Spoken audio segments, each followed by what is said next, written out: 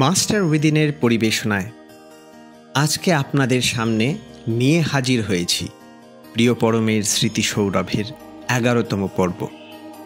আপনাদের প্রেরণায় আমরা আপ্লুত এবং যে ভালোবাসা আপনারা এই সিরিজটিকে দিয়েছেন তার জন্য আমরা অত্যন্ত কৃতজ্ঞ। আমাদের এই প্রয়াস নিরন্তরতার সাথে অব্যাহত রাখতে আপনারা আমাদের সাহায্য করতে পারেন আরও মানুষের কাছে এই এপিসোডগুলি ছড়িয়ে দিয়ে, বা বিশেষ কোনো মতামত থাকলে আপনারা আমাদের সঙ্গে সরাসরি যোগাযোগ করতে পারেন masterwithinofficial@gmail.com এই ইমেলে, অথবা ইনবক্স করে কমেন্টের মাধ্যমে, বা আপনারা আমাদের এই পোস্ট যেখান থেকে পাচ্ছেন সেখানেও কমেন্ট করে দিতে পারেন। আলো ততক্ষণ দেখা যায় না যতক্ষণ সেটি কোনো ওপেক অবজেক্ট দ্বারা বাধাপ্রাপ্ত না হয়, কিন্তু সেই আলোক ধারাই বয়ে নিয়ে আসে সূর্যের সেই তাপ।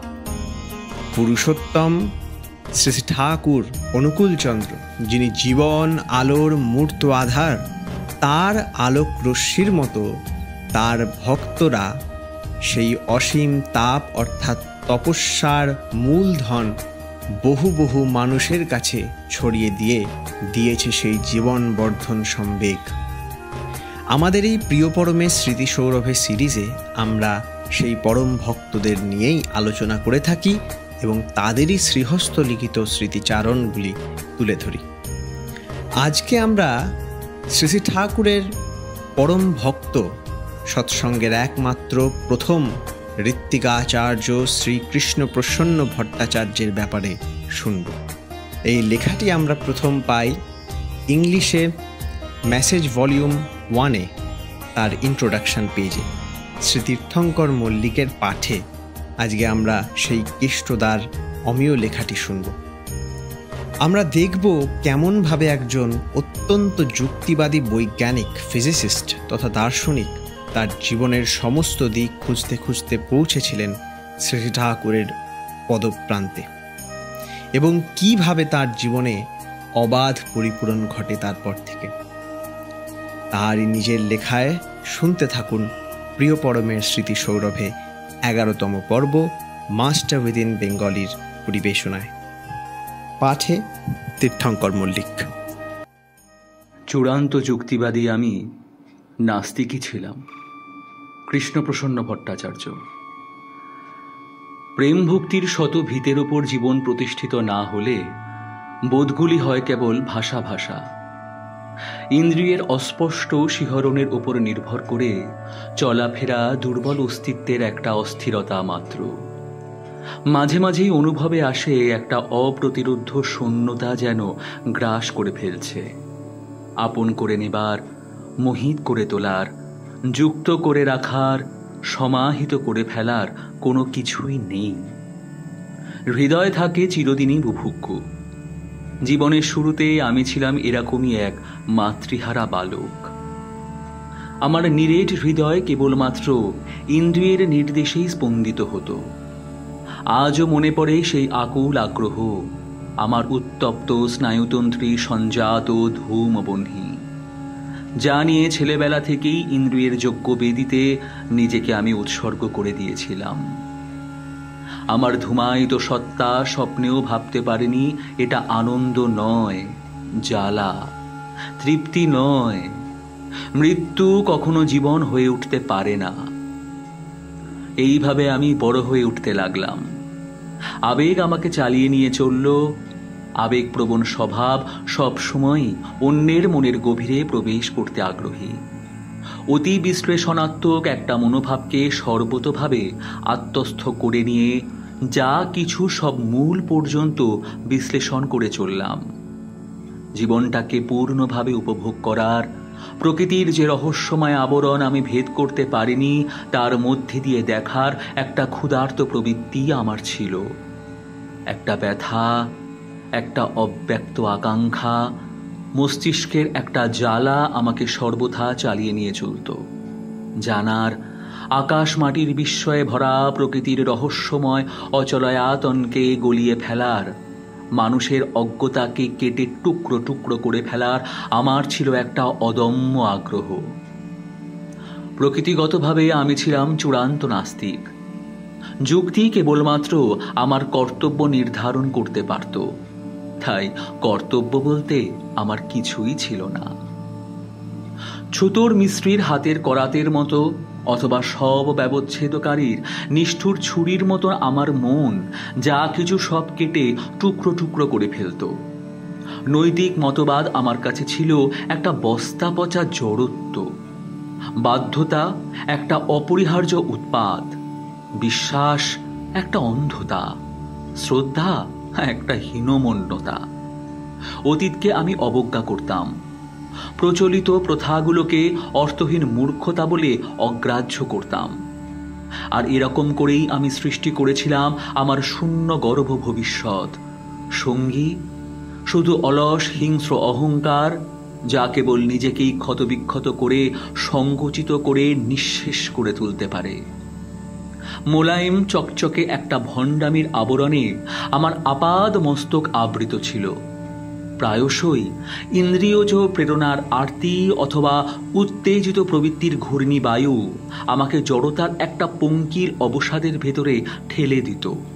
সেখানে আমার শুষ্ক দগ্ধ হৃদয় বন্ধা অনুতাপের নিঃসঙ্গতায় ভৌতিক আর্তনাদ করে উঠত।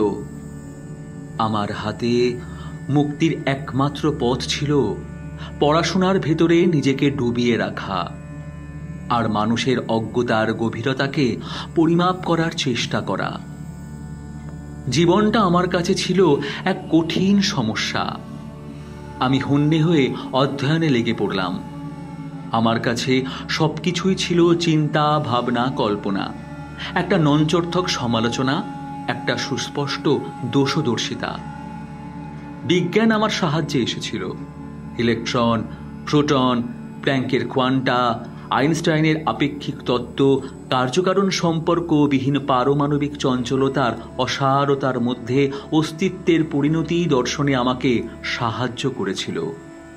শঙ্কর, হেগেল, কান্ট, ইলেকট্রন সবকিছুই আমার মস্তিষ্কে কুয়াশার একটা জটাজাল সৃষ্টি করে বাস্তবতার কণাটুকু পর্যন্ত আমার কাছ থেকে ছিনিয়ে নিয়েছিল।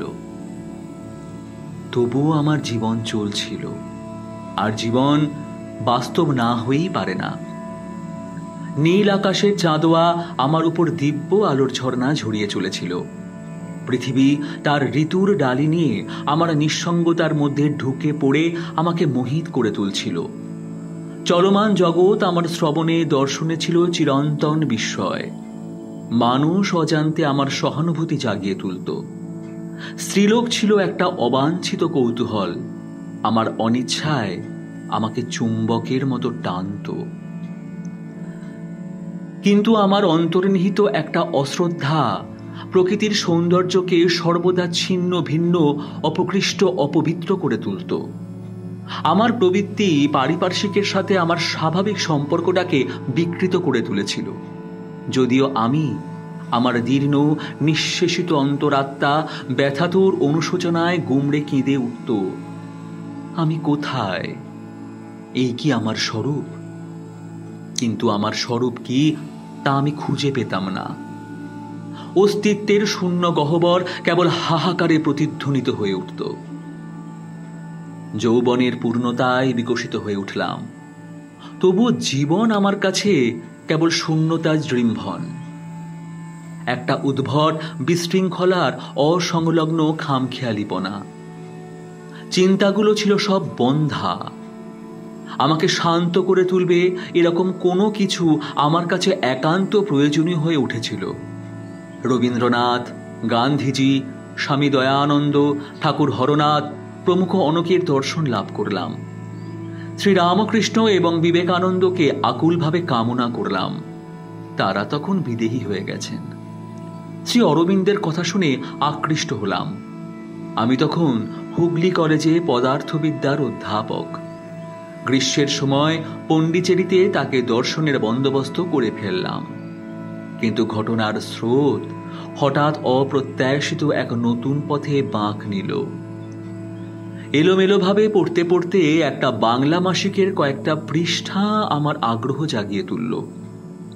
সেটা ছিল একটা কথোপকথন। যিনি এরকম দ্রষ্টার মতন কথা বলতে পারেন তাকেই প্রথমে দেখব বলে স্থির করে ফেললাম। তিনি ছিলেন পাবনা জেলার একটা গ্রামে। তাকে দর্শনের দিনটি এসে গেল। গ্রীষ্মের প্রভাত, পদ্মা বয়ে চলেছে, কাঁচের মতো বিস্তীর্ণ জলরাশি, বালির চরে পবিত্র শুভ্রতা, গরুর পাল চলেছে মাঠের দিকে, এলোমেলো হাওয়ায় আগমনীর একটা পেলব স্পর্শ। ফেরি নৌকো থেকে পাড়ে নেমে স্পন্দিত হৃদয়ে এগিয়ে চললাম। রাতের আধার মিলিয়ে যাচ্ছে, চারিপাশে একটা অন্তরঙ্গতার অনুভব। আমি আর আমার বন্ধু একটা গণ্ডগ্রামের গুটি কয়েক কুটিরের কাছে এসে পৌঁছালাম। হঠাৎ খড়মের শব্দ, তারপরে আমার গলা জড়িয়ে একটা দরদি হাতের নিবিড় স্পর্শ, মৃদু মধুর নিঃসংকোচ কণ্ঠস্বর। তখনও পর্যন্ত যাকে জানি না তার স্পর্শ পেলাম, কিন্তু এ যে বহুদিনের হারানো পরিচিতের সুস্পষ্ট স্পর্শ। মধুর অন্তরঙ্গতার এই আশ্চর্য আবেশকে অভিনব কিছু বলে মেনে নিতে আমার মন রাজি হল না। আমার স্মরণে অমলিন হয়ে আছে নীরব নিবিড় সেই প্রথম স্পর্শ। উধাও দুটি চোখ, সহজ সহানুভূতি, তার হাসির ছটা, প্রতিটি কাজের অপূর্ব সঙ্গতি আর স্বাচ্ছন্দ্য আজও মনে পড়ে। সন্ধ্যা ঘনিয়ে এলো।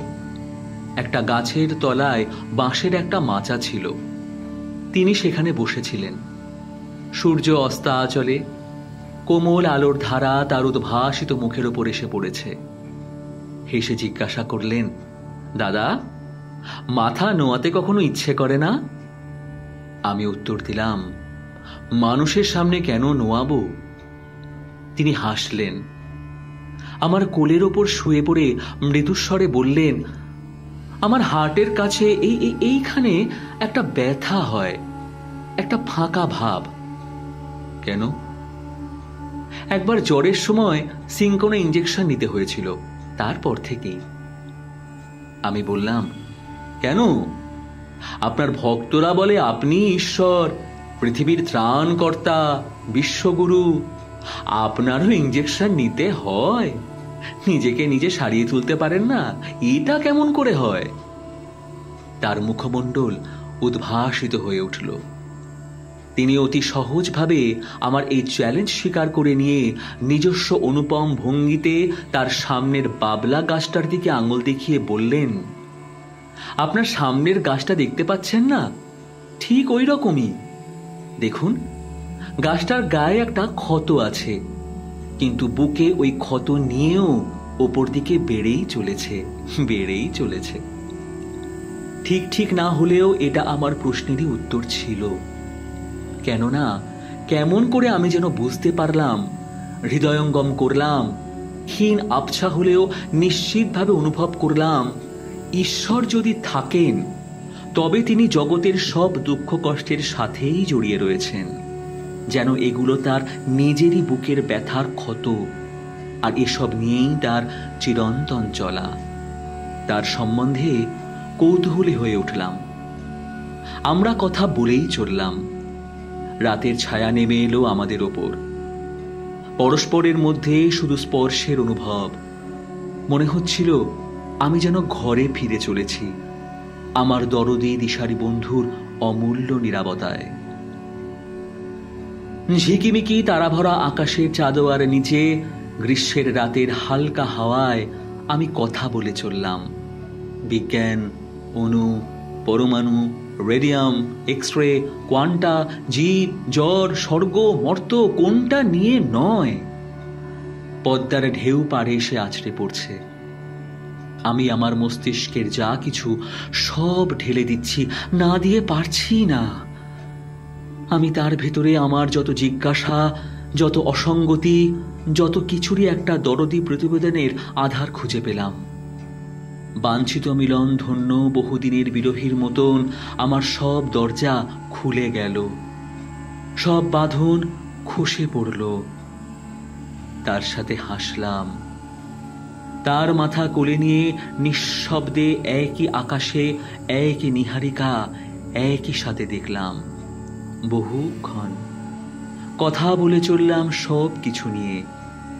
তার কাছ থেকে পাচ্ছিলাম বিস্ময়কর সাড়া, দরদি উত্তর, অনুপম নির্দেশ, অভিনব জিজ্ঞাসা। স্কুল কলেজের শিক্ষায় শিক্ষিত নন বলে যাকে আমি জানি, তিনি কেমন করে এমন গভীরভাবে অনুভব করতে পারেন, এমন সূক্ষ্ম অনুভূতি নিয়ে উত্তর দিতে পারেন ভেবে আমি বিস্মিত হয়ে গেলাম। তার কথাগুলো ছিল এত ঘরোয়া, এত সংস্কার মুক্ত, বিজ্ঞানের অত্যাধুনিক আবিষ্কারের সাথে এত সঙ্গতিপূর্ণ, চিন্তা কাজের নূতন নূতন পথ নির্দেশ সমৃদ্ধ, অথচ কত অকপট, সহজ। আমার সন্দেহ হলো। জিজ্ঞাসা করলাম, ইলেকট্রন, কোয়ান্টা এসব নিয়ে কেমন করে বলেন? নিশ্চয়ই আপনি এসব নিয়ে পড়াশোনা করেছেন। উত্তরে বললেন, না না, ছেলেবেলা থেকে আমি মাঝে মাঝেই দেখি সমস্ত বিশ্ব ব্রহ্মাণ্ড অনির্বচনীয় আলোর কণার দুটিতে গলে গলে পড়ছে, আর সে আলো আমার চারিপাশের সব স্থূল বস্তুতে জমাট বেঁধে বেঁধে উঠছে। তার কথাগুলি বেরিয়ে আসছিল আগ্নেয়গিরির অগ্নুৎপাতের মতন, অথচ মধুর। কথাগুলি ছিল অনুভবের অনাড়ম্বর অভিব্যক্তি, এত প্রত্যক্ষ, এত বাস্তব, এত সম্মোহক। আমার আবছাভাবে মনে হলো তিনি বিজ্ঞান দেখতে পান, পরমাণুর প্রত্যন্ত পর্যন্ত প্রত্যক্ষ করতে পারেন। পরদিন অনিচ্ছায় তাকে ছেড়ে চলে এলাম। বিশ্ববিদ্যালয়ের কোনো শিক্ষা যার নেই, এমনকি ইংরাজিতে কথা বলতেও যিনি পারেন না, তার কাছ থেকে আমার জ্ঞানের অভিমান একটা রূঢ় আঘাত পেল। আমি আবার শিগগিরই কলকাতায় তার সাথে দেখা করলাম। তার সঙ্গ করলাম কয়েক মাস। জড় প্রকৃতির চরম তত্ত্ব সম্বন্ধে তার সুস্পষ্ট বর্ণনা আধুনিক বিজ্ঞানের সাথে যে সঙ্গতি সম্পন্ন, শুধু তাই নয়, গবেষণার নূতন নূতন পথ নির্দেশকও। সেই নির্দেশগুলি আমার এবং আমার বেশিরভাগ বৈজ্ঞানিক বন্ধুর কাছেই এত বিস্ময়করভাবে মৌলিক এবং সম্ভাবনাপূর্ণ ছিল যে অচিরেই আমি কলিকাতা বিশ্ববিদ্যালয়ের পালিত ল্যাবরেটরিতে প্রফেসর সিভি রমনের সাথে যে কাজ শুরু করেছিলাম সেটা ছেড়ে দিয়ে তার কুটির গৃহে তার সাথে যোগ দিলাম। মার্কস প্ল্যাঙ্কের কথাগুলো আমার কানে গুঞ্জরিত হয়ে উঠল। আজকের বৈজ্ঞানিকের চেয়ে অনেক সূক্ষ্ম উপলব্ধি সম্পন্ন বৈজ্ঞানিকের উদ্ভব হবে। আমাদের এখন যা বিকশিত করে তোলার প্রয়োজন তা হচ্ছে এই উপলব্ধির ক্ষমতা। উপলব্ধির ক্ষমতা বিকশিত করে তোলাই আমাদের সামনে অন্যতম কর্তব্য। এটাই মনে হয় আইনস্টাইনের চিন্তাধারা। তার অদ্ভুত দর্শনের মধ্যে এই চিন্তাধারারই বাস্তব রূপায়ণ প্রত্যক্ষ করলাম।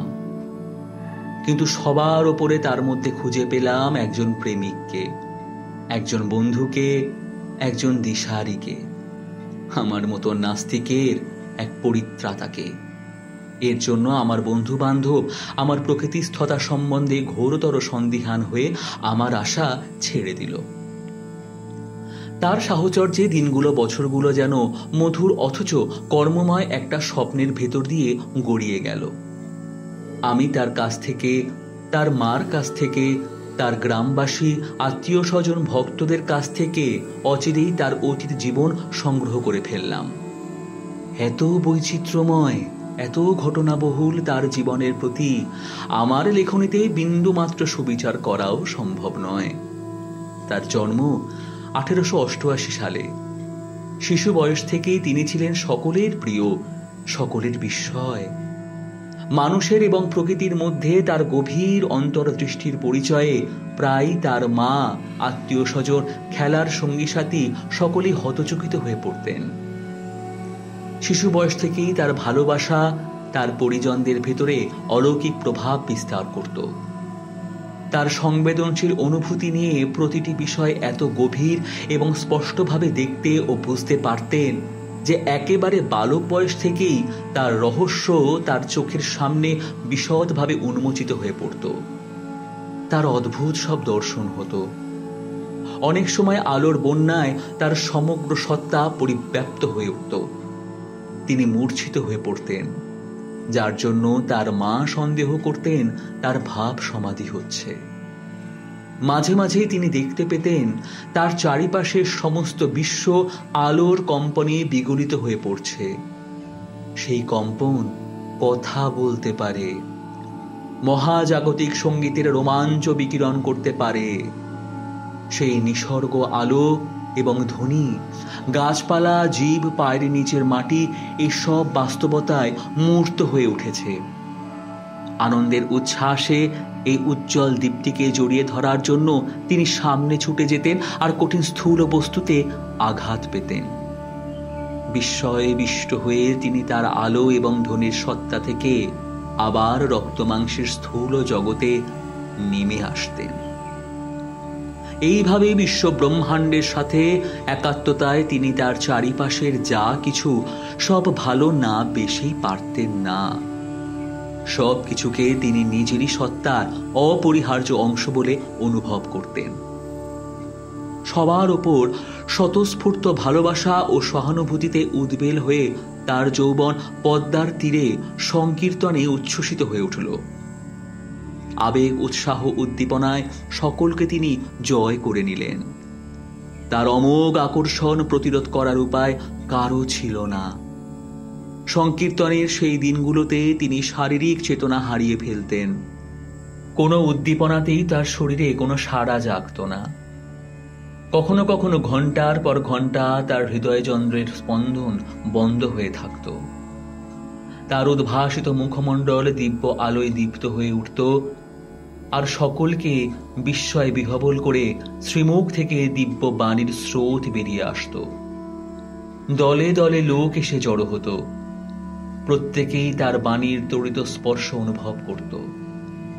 তার মধুর সুরেলা কণ্ঠে পবিত্র বাণীর ঝঙ্কার তার কাছ থেকে দূরে সরে গেলেও বহুদিন পর্যন্ত মানুষের অন্তরে মুঞ্জরিত হয়ে চলত। এই ভাব সমাধির অবস্থায় মাঝে মাঝে তিনি তার অনুপম মধুর আদেশের সুরে কথা বলতেন। এই অবস্থার ঘন ঘন পুনরাবৃত্তি এবং মানব সমাজ ও বিশ্বের বাঁচা বাড়া সম্বন্ধীয় অনন্য সাধারণ বাণীগুলি দেশের সব জায়গার মানুষকে বিশেষভাবে আকর্ষণ করত। পবিত্র এই ভাব সমাধির অবস্থায় ৭৫ দিনের বাণী কেবলমাত্র লিপিবদ্ধ করা গেছে। তবুও তার সবকিছুই ছিল মানব সুলভ। মায়ের প্রতি গভীরভাবে অনুরক্ত এক সাধারণ পুত্র। তিনি পাবনা হাই স্কুলে পড়াশোনা করেছেন, কিন্তু প্রবেশিকা পরীক্ষা দিতে পারেননি। ত্রুটিপূর্ণ শিক্ষা ব্যবস্থা তার মতো প্রতিভাকে স্কুলের সীমানার মধ্যে টিকতে দেয় না। চিকিৎসা বিজ্ঞান অধ্যয়নের জন্য তিনি কলকাতায় গেলেন, কিন্তু কোনো ডিপ্লোমা ছাড়াই গ্রামের বাড়িতে ফিরে এলেন ডাক্তারি করার জন্য। চিকিৎসক হিসাবে তিনি অলৌকিক প্রভাব বিস্তার করেছিলেন। চারিদিকে রটে গেল তিনি মরা মানুষ বাঁচিয়ে তুলতে পারেন। কিন্তু পরিবেশের চাপে ডাক্তার বাধ্য হলেন রোগগ্রস্ত মনের সেবায় আত্মনিয়োগ করতে। অনেকে রোগমুক্ত হতে এসে শেষে তার অনুগামী হয়ে উঠল। আমি যখন তাকে দেখেছি তিনি একেবারে সাধাসিধে। ভাবসমাধি আর হয় না। পদ্মার তীরে বাবলা গাছের ছায়ায় অথবা কুটির গৃহে সকালে, দুপুরে, রাত্রে ঘণ্টার পর ঘণ্টা আমরা তার সঙ্গ করতাম। দর্শনশাস্ত্র, সমাজবিজ্ঞান, রাজনীতি, শিক্ষা, অর্থশাস্ত্র, চিকিৎসা বিজ্ঞান প্রভৃতি বিষয় নিয়ে আলোচনা করতাম। তার মর্মস্পর্শী মন্তব্য সন্ধানী আলোর মতন ভুবন গগন আলোকিত করে অস্তিত্বের গভীরতা পর্যন্ত পরিব্যাপ্ত হয়ে উঠত। আমরা প্রাচীন এবং নূতন পৃথিবী, অতীত এবং বর্তমান নিয়ে কথা বলতাম আর ভবিষ্যতের আভাস পেতাম। শুধু চিন্তাই নয়, আমরা একসাথে অভিজ্ঞ হয়ে উঠেছিলাম। বিশ্বাস এবং শ্রদ্ধার প্রথম স্পর্শ জাদুদণ্ড দুলিয়ে জীবনের সব রহস্য উন্মোচন করে দেয় প্রয়োজনের নূতন কল্পনা, নূতন উপলব্ধি এবং সজীব কর্মতৎপরতা। আর এসবের সমাহারই হচ্ছে চরিত্র। তার ভক্তরা অজান্তেই তাদের চরিত্র গঠন করে তুলছিল। যাকে তারা ঠাকুর অথবা ঈশ্বর বলে অভিহিত করে, সেই কেন্দ্র ব্যক্তিত্বের চারিদিকে সকলে দানা বেঁধে উঠল। দিনগুলো, বছরগুলো ছিল নূতন চিন্তা, নূতন নিয়ন্ত্রণের নাগরদোলা। একটা অন্তরঙ্গ জীবন, অস্তিত্বের মূল পর্যন্ত উন্মোচন আমাদের আলোয় আলোয় ভরে তুলছিল। মনুষ্যত্বকে পূর্ণ করে তুলতে মনুষ্যত্বের অজানা গভীরতা নূতন আবিষ্কারে আলোড়িত হয়ে উঠছিল। এখানে ঘৃণা অথবা ক্ষুধা সঞ্জাত কোনো আহ্বান ছিল না, ছিল আমাদের সামনে প্রবাহিত পদ্মার মতন প্রচণ্ড গতিমুখর জীবন, শ্রী শ্রী ঠাকুরের প্রতি ভালোবাসার অকপট আহ্বান। আমরা সংখ্যায় বেড়ে চললাম। অনেকে এলো আমাদের যুবক ঠাকুরের ভাবসমাধির অনুপম অবস্থার একটু আভাস পেতে। দূর দূরান্তে খবর ছড়িয়ে পড়ল। সত্য সন্ধানীরা দলে দলে আসতে শুরু করল। বৈজ্ঞানিক, দার্শনিক, শিক্ষাবিদ, সংস্কারক, ধনী দরিদ্র, যুবা বৃদ্ধ সব এসে উপস্থিত হলো তার গ্রামের আবাসে। আর এই অদ্ভুত ব্যক্তিত্বের বহুমুখী প্রতিভায় মুগ্ধ হয়ে গেল। যুবক চিকিৎসকের গ্রামের আবাস অচিরেই বন্ধু বান্ধব অনুগামীর উপনিবেশে রূপান্তরিত হয়ে উঠল। তার শিষ্যদের অনেকেই আমরা এখানে স্থায়ীভাবে বসবাস শুরু করলাম। এই নির্জন ছোট্ট গ্রামে ধীরে ধীরে জীবনের সাড়া জেগে উঠল। প্রয়োজন দেখা দিতে লাগলো। আশ্রমবাসী যারা তাদের ছেলে মেয়েদের জন্য ঠাকুর বিদ্যালয় শুরু করার নির্দেশ দিলেন এবং নিজেই ভিক্ষার ঝুলি নিয়ে কাজে নেমে পড়লেন। তপবন বিদ্যালয়ের কুটির তৈরি হয়ে গেল। দেশের বিভিন্ন জায়গা থেকে ছাত্র সমাগম শুরু হলো। বিজ্ঞান গবেষণাগার শুরু করবেন বলে ঠাকুর একবার কথার ছলে আমাদের এক গুরু ভাইকে অর্থের জন্য বললেন।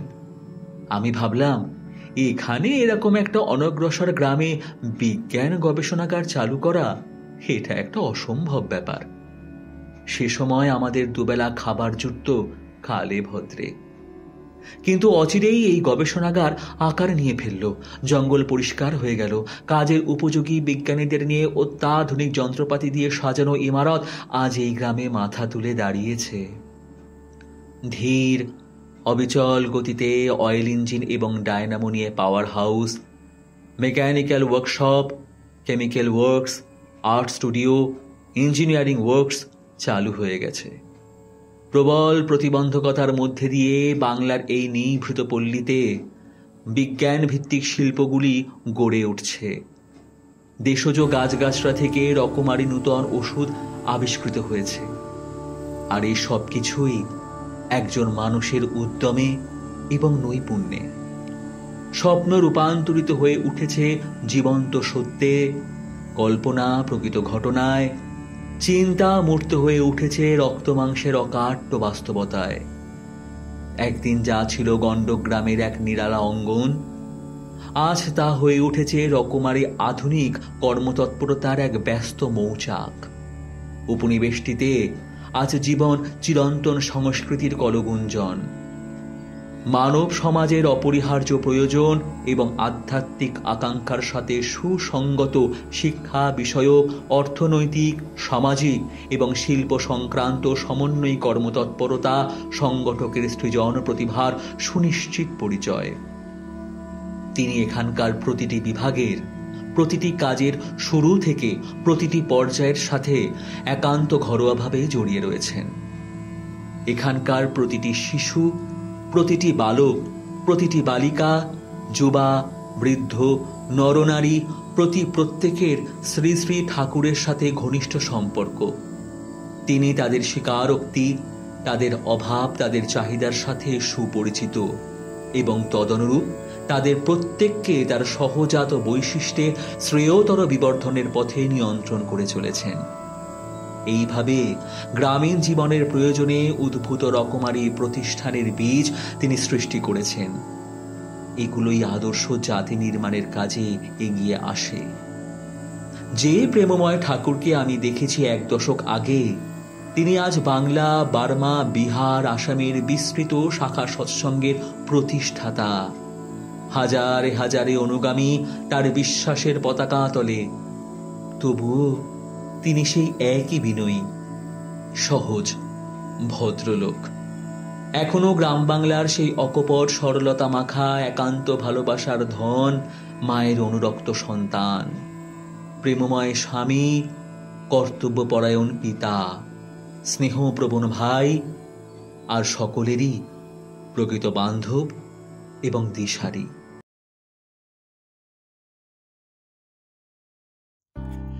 আপনারা শুনছিলেন মাস্টার উইদিন বেঙ্গলির পরিবেশনায় প্রিয় পরমের স্মৃতি সৌরভে এপিসোড 11। পাঠ করলেন শ্রী তীর্থঙ্কর মল্লিক। আজকে আমরা শুনলাম সৎসঙ্গ আন্দোলনের শ্রী শ্রী ঠাকুরের প্রিয় ভক্ত ঋত্বিকাচার্য শ্রী কৃষ্ণপ্রসন্ন ভট্টাচার্যের নিজের লেখা radical to the extreme I was an atheist এর বাংলা অনুবাদ।